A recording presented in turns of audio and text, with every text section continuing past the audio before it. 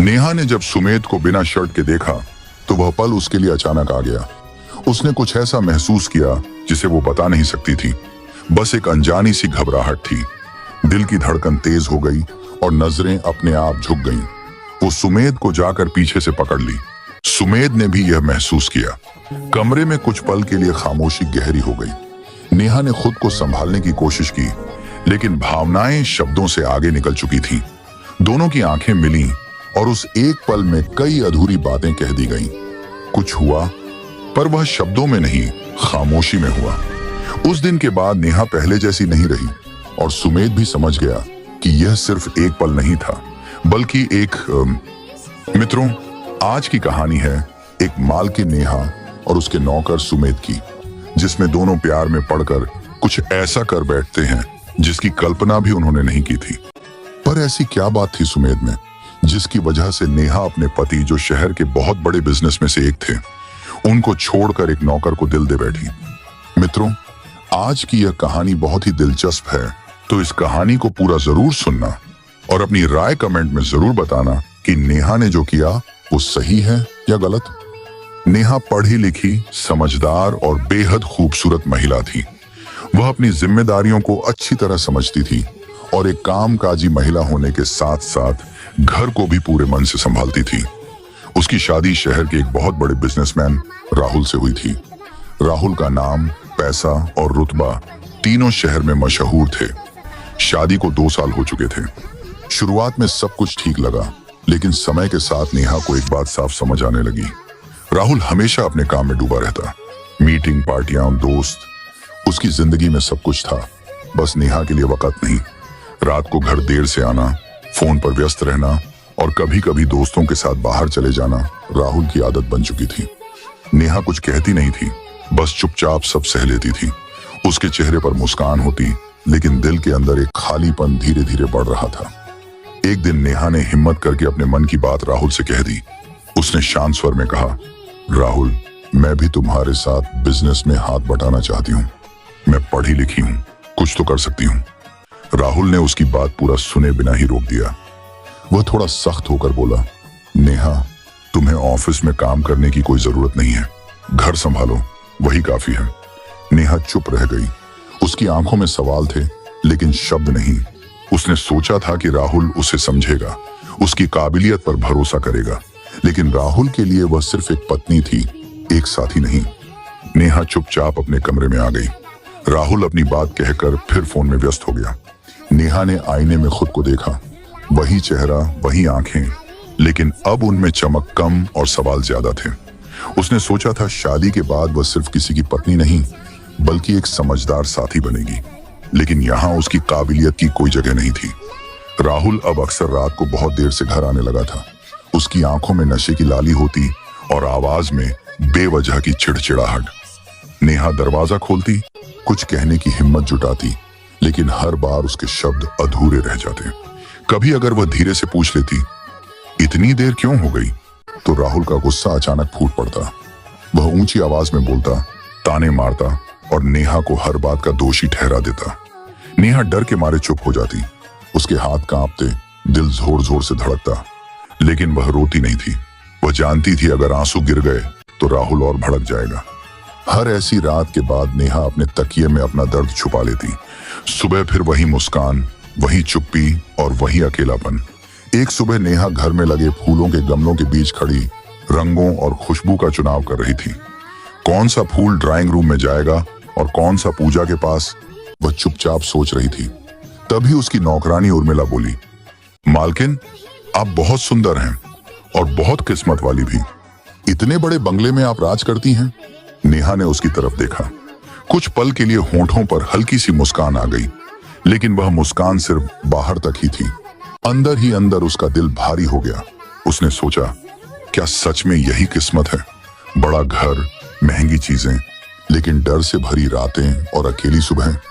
वह कुछ नहीं बोली, बस एक गमले से सूखा पत्ता तोड़कर अलग कर दिया। उर्मिला अपने काम में लग गई और नेहा वहीं खड़ी रही, फूलों के बीच, लेकिन खुद को बिल्कुल मुरझाया हुआ महसूस करते हुए। उसे पहली बार साफ समझ आया कि बाहर से दिखने वाली खुशहाली और अंदर एक की सच्चाई कितनी अलग होती है। उर्मिला उनके घर में बहुत पहले से काम कर रही थी, तो घर का एक हिस्सा जैसे बन गई थी। कभी कभी नेहा उसके साथ बात करके हल्का महसूस कर लेती थी। उसी रात नेहा को उर्मिला की बात बार बार याद आ रही थी। आप बहुत किस्मत वाली हैं, ये शब्द उसके मन में गूंज रहे थे। उसने मन ही मन सोचा, शायद गलती मेरी ही है, शायद मैंने कोशिश ही नहीं की कि राहुल को फिर से अपना बना सकूं। नेहा ने बहुत ध्यान से खुद को तैयार किया। हल्का सा मेकअप, सादे लेकिन खूबसूरत कपड़े, बाल सलीके से संवारे। आज वह सिर्फ उस पत्नी नहीं, राहुल की नेहा बनना चाहती थी। उसने कमरे की लाइट धीमी रखी, पर्दे ठीक किए और दिल में एक उम्मीद पाल ली, आज सब ठीक हो जाएगा। नेहा बार बार घड़ी देखती रही। हर मिनट के साथ उसकी धड़कन तेज होती गई। दरवाजे की आहट पर वो संभल कर खड़ी हो गई, चेहरे पर मुस्कान लाई और मन में खुद से कहा, आज शिकायत नहीं, आज सिर्फ प्यार। नेहा ने राहुल को आते ही मुस्कुराकर पानी दिया। उसके चेहरे पर सच्ची कोशिश थी, आंखों में उम्मीद। उसने प्यार से खाना परोसा, खुद अपने हाथों से उसे खिलाया। बीच बीच में हल्की फुल्की बातें करती रही, पुरानी यादों का जिक्र किया। राहुल भी कुछ देर के लिए शांत लग रहा था। नेहा के दिल में एक छोटी सी खुशी जगी, शायद आज सब बदल जाए। तभी राहुल का फोन टेबल पर पड़ा पड़ा अचानक जल उठा। स्क्रीन पर जो नाम दिखा, उसे देखते ही नेहा की सांस थम गई। राहुल ने जल्दी से फोन उल्टा कर दिया, बात बदलने की कोशिश की, लेकिन नेहा सब देख चुकी थी। उस नाम के साथ दिल का निशान था और नीचे लिखा था, मिस यू। नेहा ने वह सब देखकर भी अनदेखा कर दिया। उसने खुद से कहा, अभी नहीं, अभी सिर्फ रिश्ता। वह राहुल के पास आई, धीरे से उसके कंधे पर हाथ रखा। आवाज में कोई शिकवा नहीं था, सिर्फ अपनापन। उस रात नेहा ने अपने दिल का पूरा प्यार राहुल पर लुटा दिया, बिना सवाल, बिना शिकायत। नेहा ने उस पल अपने आत्मसम्मान को नहीं, अपने रिश्ते को बचाने की कोशिश की, लेकिन दिल के किसी कोने में एक डर बैठ गया था कि यह प्यार शायद सिर्फ एक तरफा ही है। उस रात राहुल सो गया बिल्कुल बेफिक्र, और नेहा जागती रही। बहुत देर तक वह यूं ही बैठी रही। दिल मना कर रहा था, लेकिन दिमाग सवालों से भरा था। आखिर उसने हिम्मत जुटाई और धीरे से राहुल का फोन उठा लिया। फोन खुलते ही उसकी उंगलियां कांपने लगी। मैसेज, तस्वीरें, लंबी लंबी चैट। नेहा की आंखें एक एक लाइन पढ़ती चली गईं और हर लाइन के साथ उसका यकीन टूटता चला गया। ये कोई गलत फहमी नहीं थी, ये कोई शक नहीं था, ये सच था। राहुल किसी और के साथ सिर्फ बात ही नहीं, एक अलग जिंदगी जी रहा था। नेहा का सिर घूम गया। फोन उसके हाथ से धीरे से बिस्तर पर गिर गया। उसने राहुल की तरफ देखा, वही चेहरा जिस पर उसने अपना सब कुछ लुटा दिया था। उस पल नेहा रोई नहीं, चिल्लाई नहीं, बस खामोशी से अपनी चादर ओढ़ी और दीवार की तरफ मुंह कर लिया। सुबह होते ही नेहा ने हिम्मत जुटाई और राहुल से शांत आवाज में पूछा। उसने कोई इल्जाम नहीं लगाया, बस सच जानना चाहा। लेकिन राहुल का चेहरा पल में बदल गया। वह गुस्से से उस पर चिल्लाने लगा। बात बात में हाथ उठ गया। नेहा डर गई। उसका शरीर कांप रहा था, लेकिन आवाज फिर भी नरम ही रही। उसने रोते हुए कहा, राहुल, जो हो गया वो हो गया। अगर गलती हुई है तो हम दोनों मिलकर ठीक कर सकते हैं। चलो अपनी जिंदगी एक नए सिरे से शुरू करते हैं। नेहा ने पहली बार खुद को पूरी तरह झुका दिया था। अपनी इज्जत, अपना दर्द सब पीछे रख दिया। लेकिन राहुल नहीं पिघला, वह और ज्यादा कड़वा हो गया। उसने साफ कह दिया कि उसे किसी सफाई की जरूरत नहीं है। नेहा फिर भी अपने पति को बहुत प्यार करती थी, पर उसके अंदर यह खालीपन बढ़ता ही जा रहा था। राहुल अब नेहा को बिल्कुल भी टाइम नहीं देता था, पर फिर भी नेहा अपने पति के लिए पूरी तरह समर्पित थी। नेहा अपने पति राहुल की बढ़ती दूरी से अंदर ही अंदर टूट रही थी। घर में रहते हुए भी वह खुद को अकेला महसूस करने लगी थी। राहुल अब कम बोलता था, कम देखता था और ज्यादातर समय घर से बाहर ही रहता। नेहा हर दिन उसके लौटने का इंतजार करती, लेकिन हर शाम उम्मीद लेकर आई और खाली हाथ चली जाती। इधर कुछ दिनों से घर की काम वाली उर्मिला भी नहीं आ रही थी। न कोई खबर, न कोई संदेश। नेहा को यह बात अजीब लगने लगी। उर्मिला कभी बिना बताए छुट्टी नहीं करती थी। अब घर का सारा काम नेहा खुद ही कर रही थी। काम करते करते उसका मन और भी भारी हो जाता। नेहा ने उर्मिला को हालचाल पूछने के लिए फोन लगाया। थोड़ी देर बाद उर्मिला की आवाज आई, कमजोर और थकी हुई। नेहा बोली, तुम इतने दिनों से क्यों नहीं आ रही हो? और कितना दिन लगेगा? उर्मिला ने कहा, मेम साहब, मेरे घुटने पर काफी चोट लग गई है। डॉक्टर ने 15 दिन का पूरा आराम बोला है। नेहा कुछ पल चुप रही, फिर धीमी आवाज में बोली, इतने दिनों से मैं अब क्या करूं उर्मिला? फोन के उस पार उर्मिला भी चुप हो गई।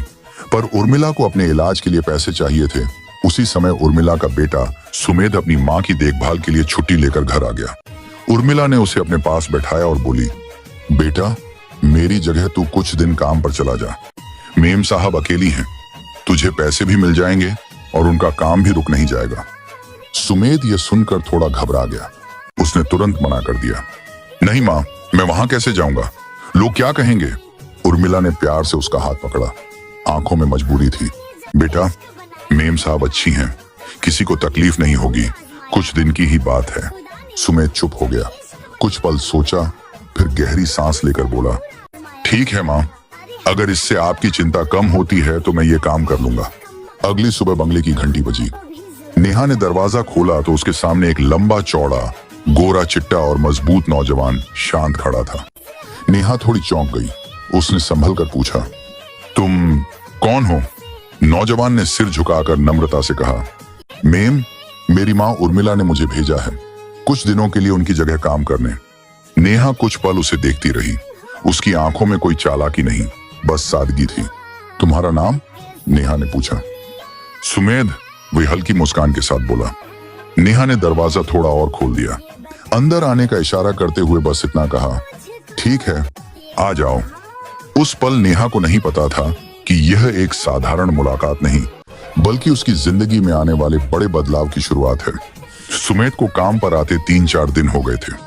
वह समय पर आता, चुपचाप अपना काम करता और ज्यादा सवाल नहीं पूछता। उसकी यही आदत नेहा को अच्छी लगने लगी थी।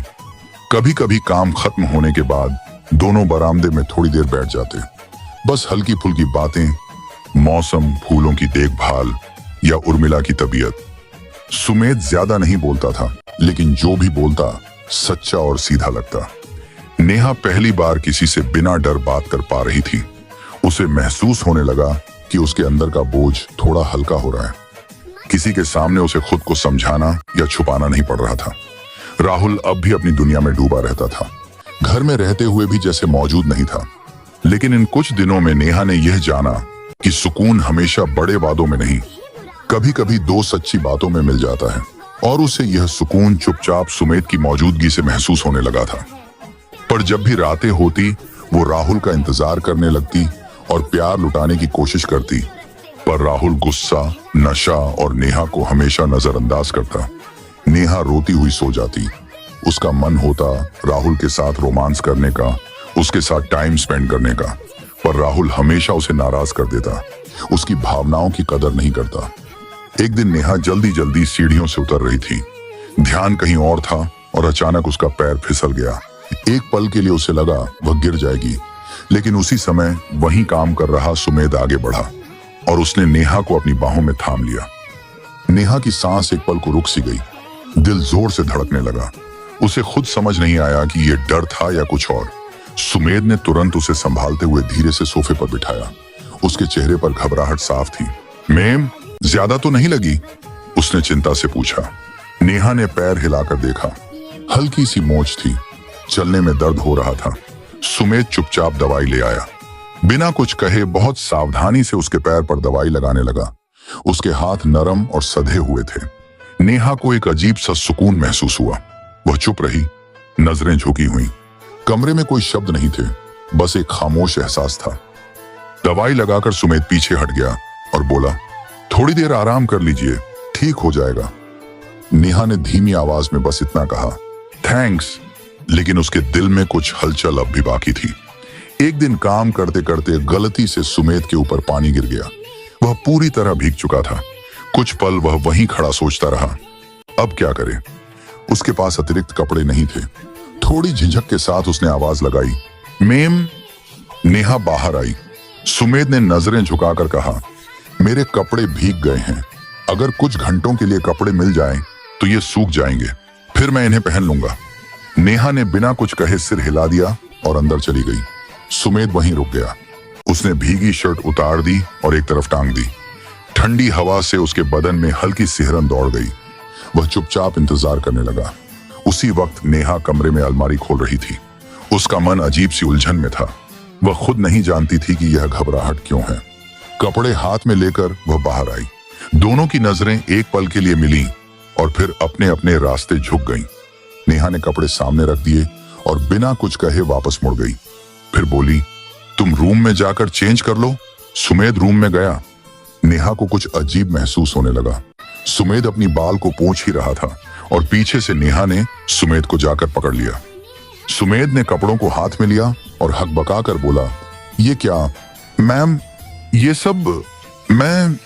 उसकी आवाज में घबराहट थी और आंखों में उलझन। नेहा ने उसकी तरफ एक पल देखा।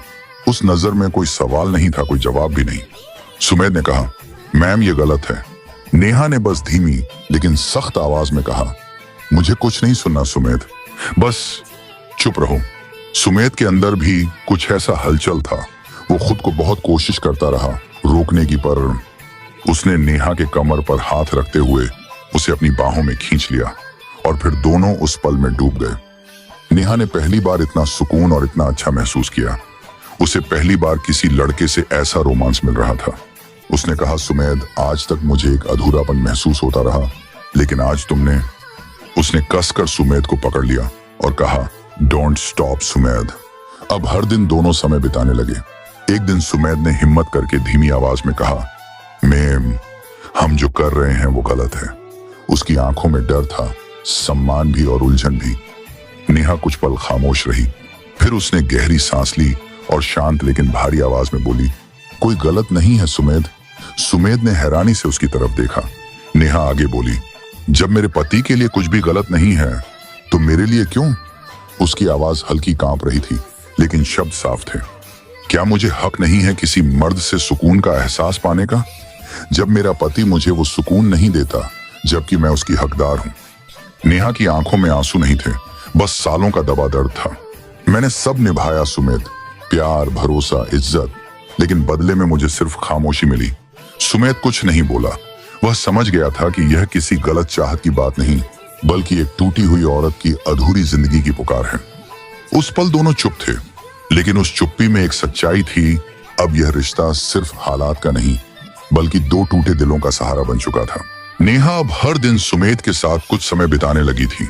उसके पास बैठना, उसकी खामोशी में अपनी थकान छोड़ देना नेहा को अच्छा लगने लगा था। सुमेध की हल्की सी छुअन, उसका सहारा देने वाला एक सादा सा आलिंगन और कभी कभी माथे पर दिया गया वह शांत सा चुंबन नेहा के दिल को अजीब सुकून देता था। ये सुकून जिसे वह सालों से ढूंढ रही थी। अपने पति से उसे ज्यादातर गुस्सा, अनदेखी और तकरार ही मिली थी। वहां बात नहीं थी, समझ नहीं थी, लेकिन सुमेध के साथ नेहा को कोई डर नहीं लगता था। न कोई सवाल, न कोई दबाव। वो बस खुद हो सकती थी। उसे पता था ये रास्ता आसान नहीं है, लेकिन उस वक्त नेहा सिर्फ इतना जानती थी कि लंबे समय बाद उसका दिल थोड़ा हल्का हुआ है। और कभी कभी इंसान सही गलत से पहले बस जी लेना चाहता है। सुमेध अब नेहा का ख्याल हर तरह से रखने लगा था। उसके पास बैठना, उसकी थकान को समझना, बिना कुछ पूछे उसे अपने करीब खींच लेना, यह सब नेहा के लिए नया भी था और सुकून देने वाला भी। सुमेध का प्यार शोर नहीं करता था। वह नेहा को धैर्य से सुनता, उसके मन की प्यास को समझने की कोशिश करता। उसकी बाहों में नेहा को पहली बार सुरक्षा का एहसास हुआ। ऐसा सुकून जो उसे अपने पति के साथ कभी नहीं मिला था। वहां न गुस्सा था, न तकरार, बस अपनापन था, समझ थी और वह एहसास जिसे नेहा कब से तरस रही थी। नेहा जानती थी यह रिश्ता आसान नहीं है, लेकिन सुमेध की बाहों में उसे कुछ पल के लिए ही सही जिंदगी फिर से जीने जैसी लगने लगी थी। सुमेध को भी यह एहसास सुकून देने लगा था। नेहा के साथ बिताया हर पल उसे अपनेपन से भर देता। वह नेहा का हाथ थामता, उसे अपनी बाहों में हक से समेट लेता, जैसे दुनिया से उसे बचा रहा हो। यह रोमांस शब्दों का नहीं, एहसासों का था। नेहा ने अब खुद को कोसना छोड़ दिया था। गलत सही की उलझन धीरे धीरे पीछे छूटती जा रही थी। उसने सुमेध को अपने दिल में जगह नहीं, अपनी रूह में बसा लिया था, क्योंकि जिस सुकून की उसे सालों से तलाश थी वह उसे सुमेध की बाहों में मिल चुका था। दोस्तों, आपको यह कहानी कैसी लगी?